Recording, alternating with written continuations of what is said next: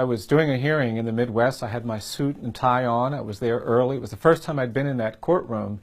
And I sat down at defense counsel's table, as I always do, and the judge walked in, and the judge said, hey, you get back out there and you wait out there in the hallway until your lawyer gets here. I don't want any defendant sitting in my courtroom without their lawyer.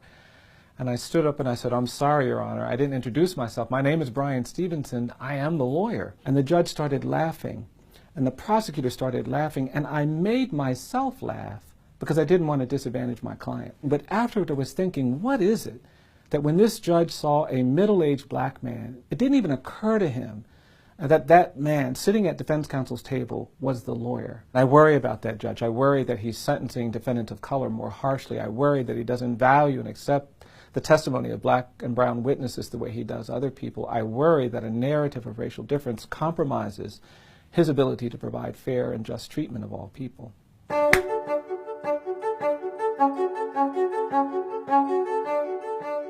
I don't think we're free in America. I think we are burdened by our history of racial inequality. We have a history of horrific mistreatment of people based on color.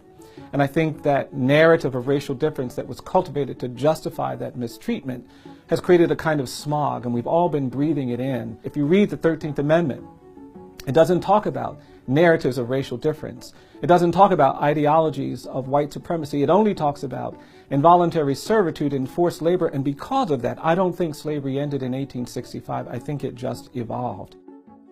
We had decades of terrorism and violence where black people were pulled out of their homes, burned alive, hung, beaten to death, sometimes literally on the courthouse lawn, and we never talked about that. And then we had this era of civil rights resistance to racial segregation, and we've made progress, but we haven't confronted the narrative of racial difference. Unlike South Africa, where you are required to hear about the damage done by apartheid. Unlike Germany, in Berlin, Germany, you can't go 100 meters without seeing markers or stones or monuments placed near the homes of Jewish families abducted during the Holocaust. But in this country, we don't talk about slavery. We don't talk about lynching. We don't talk about segregation, and our silence has condemned us.